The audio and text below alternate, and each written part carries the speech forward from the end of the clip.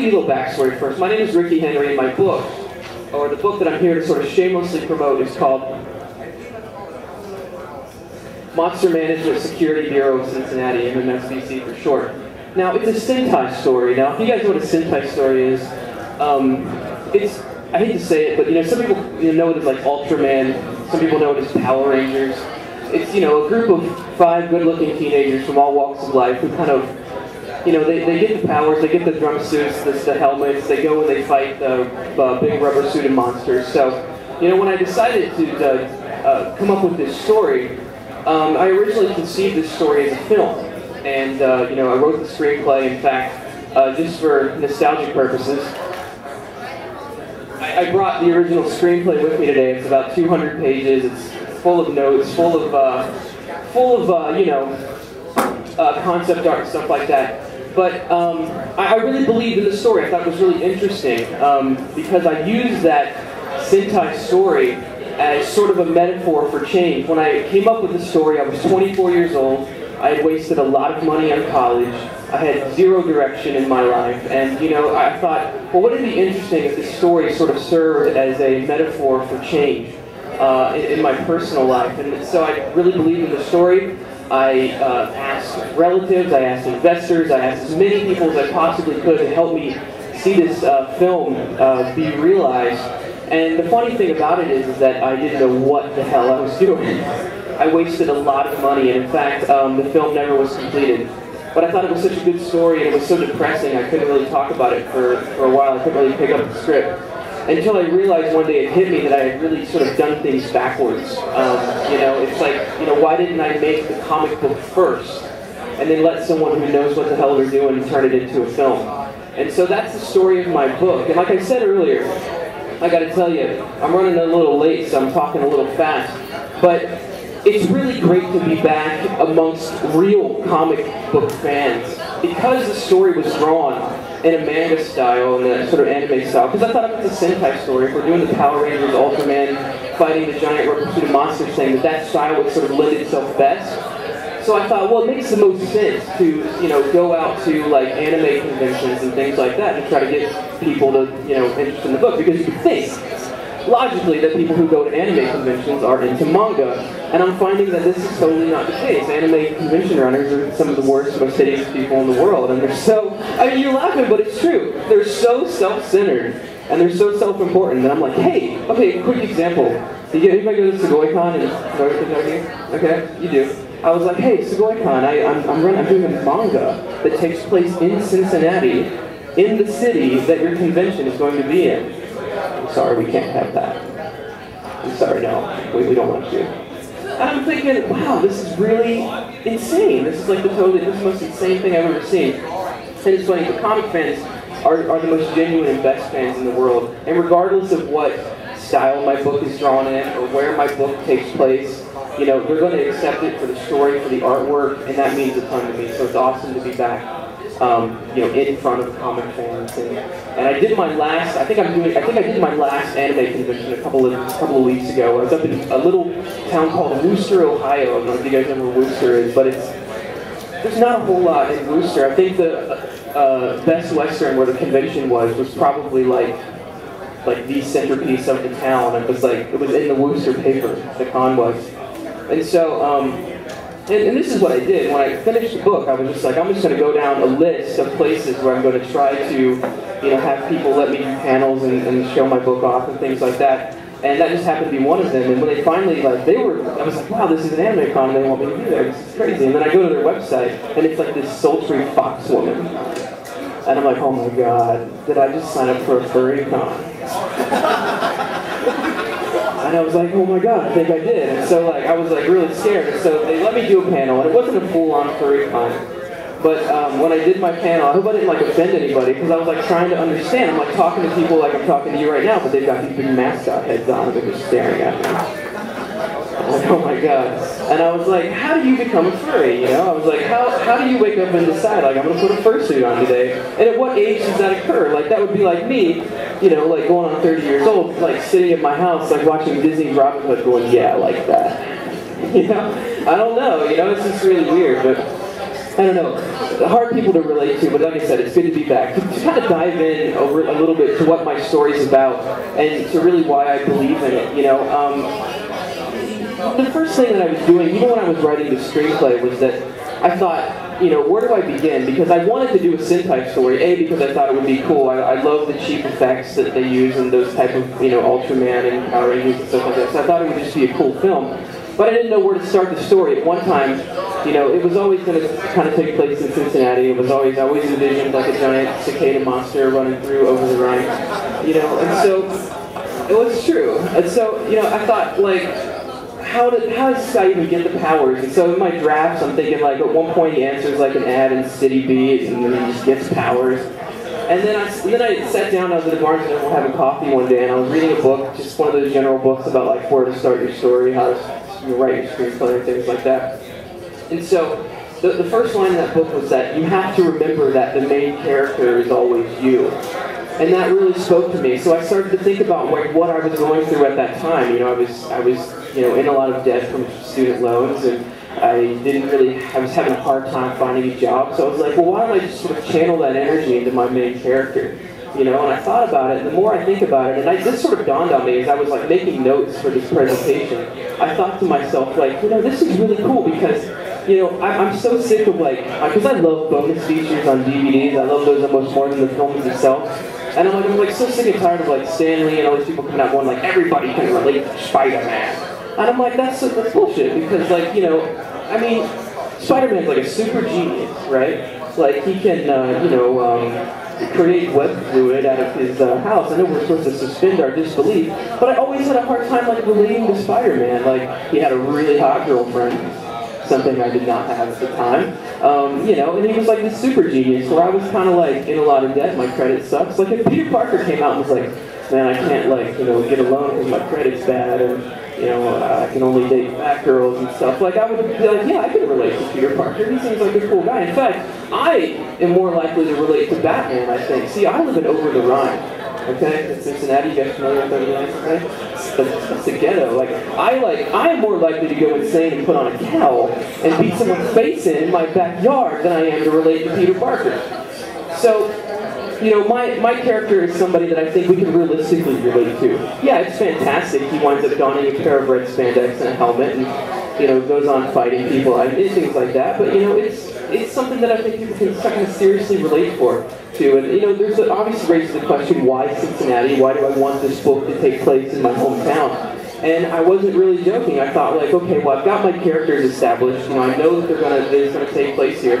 But why? Why would alien invaders want to come to Cincinnati to unleash monsters? And I thought about it, and I was like, well, what if this crazy evil queen had like a gene splicing machine, and she only tried to invade Earth every 17 years? Because of 17 year cicadas. And so she could build this sort of cicada army, right, with her gene splicing machine, and that would be why it would take place in the Midwest. So that was sort of my hook. And, you know, and it was kind of like I had to ask myself the question, what would I do if I was sort of given these powers and was able to, you know, be inside of a giant mech? So I thought, well, okay, these are just people that are given these powers, there's cicadas coming. You know, why them? Out of the thousands of people that could have these powers, why them? So I thought about it, and I was like, well, let's give this guy like a really nagging girlfriend, something I had at the time. But she actually threatened, like, she's like, if you know, any of that dialogue is anything that I said verbatim, I'm going to sue you. But I was like, what if he has this really nagging girlfriend, she's trying to get him to move away or to do things that he doesn't want to do. And, you know, he has a last-ditch effort to go to a comic book convention and pitch his comic book as a way to sort of say goodbye to his hometown. And so he convinces his 5 friends to get dressed up as characters from his book, which is a sci-fi book. And so, you know, when the threat comes and they're looking for someone to protect Earth, they just happen to stumble upon these people in costumes who they think are heroes and warriors. So it's kind of an interesting thing, and I thought, well, okay, once they get inside this giant mech and they're piloting this mech, you know, they don't really have any sort of martial arts skills, you know, and I had to think about it, like, what would I rely on if I were to fight? And I was like, well, I used to do backyard wrestling in high school. So maybe I would, you know, give him some wrestling moves or holds or something like that. But that's the story of my book, and that's and that's sort of where it stands. And you know, one of the things that I have to tell you is, like I said, it started out as a film. Film was one of my sort of first passions and hobbies.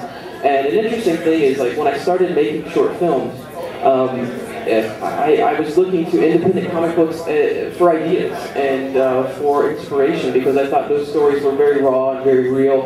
And I remember being at a comic book convention, a little smaller than this, up in Columbus. And I picked up a book. There was a guy at a table. This was over 10 years ago. This was like in the late 90s. There was a guy at a table, and he had his sort of artist table, and his book was sort of spread out and everything. And I went up to him and I was like, "Oh, hi, how are you? This book looks very interesting. What is it about?" It was kind of crudely drawn, you know, it wasn't like real polished.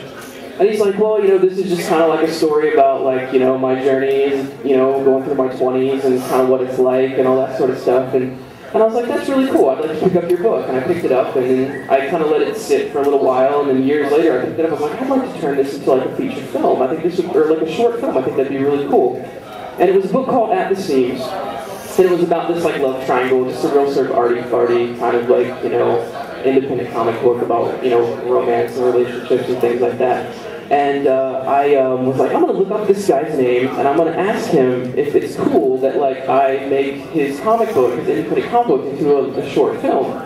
And so this is, you know, a few years ago. This was like the MySpace era. So I like found him on MySpace, and I was like, oh my god. This guy that I bought this book from just killed Captain America. This is Ed Brubaker. I bought his book, and I'm trying to ask Ed Brubaker if I can, you know, I was like, should I still ask him? And like, it was cool because I was like, hey Ed, you know, I sent you, I bought your book a couple of years ago in Columbus, and I want to turn it into a short film, and he totally gave me his blessing to do that. And so my first movie that I made was called Bizarre Love Triangle, which is sort of based on an indie film, which is really kind of awesome. But you know, the reaction to that was very positive. I sort of took it around to conventions, and I would tell people, like, this is my short film, it's called Bizarre Love Triangle, it's based on an Ed Brubaker story. So immediately everybody's like, oh, whoa, the dude who killed Captain America. I was like, yeah. And so, you know, it was really kind of positive. And so all of that positive encouragement that came in from, you know, being able to use an Ed Brubaker story in the film was what gave me really the confidence to do Monster Management Security Bureau Cincinnati, the film. I knew, like I said, it would take a lot of money. I had to, you know, secure like a lot of funding for the movie, and it just was like, after costuming and paying actors, we just ran out of money, and it was really heartbreaking to do that. But now it lives on as a comic book, and I'm really excited about that. And it's funny because we actually cast a lot of people that at the time weren't really that famous, but I don't want to say that they're famous. There's two kinds of famous in this day and age. There's like famous, and then there's internet famous, right?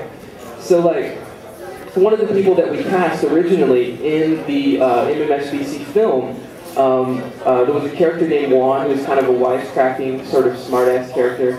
And I was like, well, I need somebody who people may recognize who's not too famous, and I'll shoot him an offer and I'll see if he'll do it. And this was 2006, so you have to remember that this guy hadn't really taken off yet, and he wasn't like, you know, like a big deal. But it was James Rolfe, the angry video game nerd, was going to be in my film. I don't know, you guys know who that is? Okay, cool. And then playing the lead part of the Red Ranger was I have a friend of mine named Shell Riley, and I'm in his band. And Shell was, you know, he did the soundtrack for Super Street Fighter 2 Turbo HD Remix for Xbox Live. And his little brother Devin was wanting to be in, you know, he was trying to act, he wanted to be in films and stuff. And so I said, hey, you know, I called Devin, I was going to do this film. And he said, okay, I'll do it. And then he took off and wound up doing a really, really popular web series that was a parody of Captain N, the Game Master, called Captain S. And he played Ness, the guy with the power glove. And so, like, I had two kind of quasi-internet stars originally attached to this film. So it was a really kind of cool thing. So that's really kind of where that came. And then, but after we ran out of money and stuff, like I said, I just think that I really did things backwards. I couldn't really look at the script for a year. It was too hard. Once you've wasted $20,000 on costumes and actors and flights, and yeah, it was $20,000 on all this sort of stuff, you know, it just made me sick to even look at the screenplay.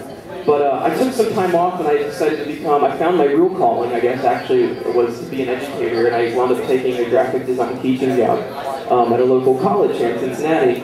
And, you know, the more I thought about it, I was like, yeah, I just don't want to touch it again. People were telling me, like, you know, you've got this great footage that you shot, why don't you finish it, why don't you finish it? And I'm like, I just don't want to touch it, you know, it's too painful. But every once in a while, as a teacher, you know, you have an opportunity to have like certain students come down the pipe that just sort of blows you away. And it's a 2-year school, so you know, there's like this real strict policy of like you can't fraternize with students for 2 years, you know, whatever. But there was this one student in particular. I'm like, I cannot wait till this guy graduates. I'm going to ask him to work on this book with me. MMSBC will live on as a comic book. And that is Schoettle right here. He was one of my first students, and now he's a graduate, and now he's my partner who helped me work on this book. So it's absolutely amazing. He's probably one of the most talented manga artists that I've known who isn't working professionally, and it's a shame. And it's funny because that manga anime style is so difficult to get right.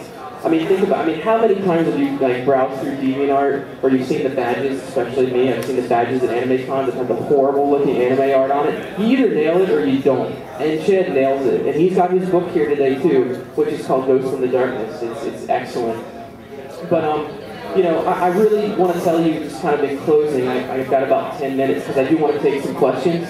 But I just want to tell you in closing that, like, you know, don't really give up. And, you know, you're not going to make $1 million, obviously, publishing an indie book. But for me, this was just sort of like finishing something that I started. And, you know, it's incredible to be here today and to be able to talk to people who are wanting to listen and wanting to, you know, and like I said, especially because we're here in Cincinnati, and I love the fact that I'm able to, you know, debut my book here in Cincinnati and just sort of never give up. Always sort of, you know, keep going. A lot of people, when I was decided, okay, this is going to be a graphic novel instead of a film, I reached out to a lot of people. Obviously, Chad was one of my students, and Laura Ines, who's here, who does The Dreamer, like, she gave me a lot of advice, and I finally get to meet her in person today, and thank her for that. And it's great. So take a leap of faith, get your story out, and if you have a story that you're not sure where to start it, by all means, look to yourself. You know, your main character is always you. That couldn't have been more true. And, you know, you can't do anything without a little faith. And a lot of times people said, hey, you know, this book is about being broke and in your 20s and that sort of thing, or would you ever do a sequel? And I said, yeah, sure, I'll do a sequel about being a dad because I'm expecting my first kid in December, so it's going to be really cool. So we'll see where I'm at that point in my life. But thank you for giving me your time. The book is MMSBC. We're at table 16. The cool thing about the book is this has the first few pages of the comic, plus a lot of comparison shots from the film to the comic. So you get to see screenshots from the film compared to screenshots from the comic. It's kind of like a documentary book. I call it the Secret Origins book. And it's $5, and it's at my booth, table 16. Be more than happy to sign them. Chad will be more than happy to sign them. And thank you guys. I appreciate it. Questions? Yes, sir. How did you convert a screenplay to a comic screenplay? Did you do anything? Well, you have to sacrifice a lot of dialogue. Like, you know, there's the opening scene of the film, you know, they're just sort of chatting about how he's going to try to make up a lie to his girlfriend about not going to the con. And that's actually in the book. And, you know, it's just a matter of, like, making, like, sacrifices and cuts. I had one line from the film that I loved where they're just sort of bantering back and forth about how, you know, he's kind of a, you know, shady for, you know, lying to his girlfriend about going to a comic book convention. And he's like, you know, this reminds me of that time that you sold me your on-the-town Hulk Hogan figure. And he's like, what are you talking about? And he's like, well, you just ripped Hogan's head off and put it on $1 Million Man's body. And I love that line, so I had to cut that. There's some lines that get cut, and I hope that it doesn't make the dialogue as realistic, because when I write dialogue, you know, I like to write it, you know, to the point where it's like people really talk like that, you know. So I hope that still comes across. Thank you. Good question. Anybody else? Yes, sir.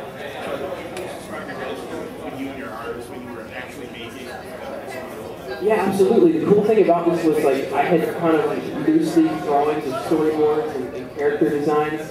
But the cool thing about it was just me and Chad, and you can grab the mic if you want, kind of talk about the process of, like, I mean, basically I would just tell you, you would read the script, I would give you descriptions of them, and a couple of days later he would just turn out some artwork. What about, like, when I told you that it was going to be a cicada monster, what came to mind?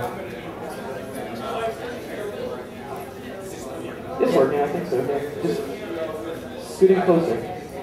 Is this even working? Yeah, it's working. Basically, when you told me about the whole cicada monster or some of the character designs or whatnot, you showed me a few pictures, and I basically just pictured it in my mind, like what would be like if it was an actual film or something like that. I mean, what would people actually want to take a look at that actually cool in this generation? I mean, if it was like in the 80s generation, you would actually see someone that could have been like an actual Power Rangers or Voltron or something like that. But in this generation, we're definitely in a more of a techie kind of a thing. So I basically pictured what it could have been like when it's like almost all battle suits still instead of like a spandex kind of thing for this cicada monster thing. I mean, just take a look at a whole bunch of films like Guyver and some other stuff like that, and just try to give some references. And I just actually picture on my own. I gave him a lot of direction. I was like, watch Voltron, watch Guyver, watch Dynaman, watch Ultraman, and then he came back and sort of like, because I told him, I was like, you know, as a film, we wanted this to look cheesy, like we wanted to see the rubber suit zipper on the cicada monster, you know? But we didn't have to do that with a comic book. We can make it as gnarly as possible. Vicious. Any questions? Any more questions, please? Yes, sir.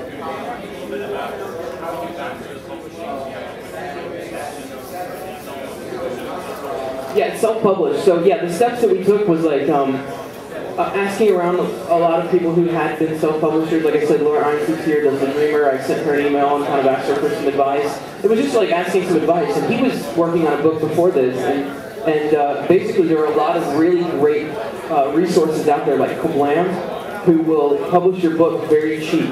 And so basically what I did was I went around and I sold advertisements. As you see on the back of here, it says Antonelli College. It's all about where you're going, so that's where I work. You know, so I was like, hey look, wouldn't it be cool if you bought an ad on the back of the book because one of your instructors wrote it, you know, but it was about just, you know, getting advertising, gathering that cost up, and really setting a standard. Like that's one of the things, like when he got his book back, I was like, oh, I would do this differently, I would do this differently, I would you know, change this in Photoshop, and so it was just doing a lot of research and proofing and things like that. The cool thing about Kablam, who printed my book, is that they send you like a PDF proof, and you can order anywhere from, there's no like minimum order, so I didn't have to like invest in 5,000 books just to get a cheap price. I mean, I could order 30 of them for $45, and it's surprisingly really easy. I was taken aback by how easy it really actually is.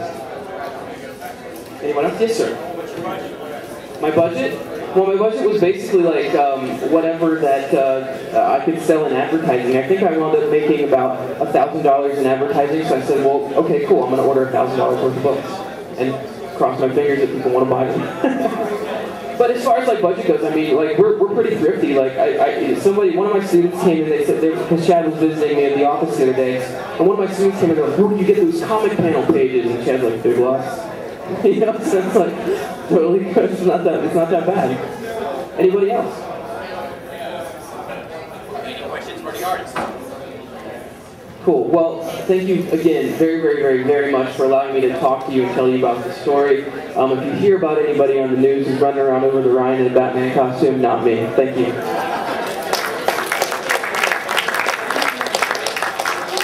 And I brought one with me if you're like impulse purchasing or something. I mean.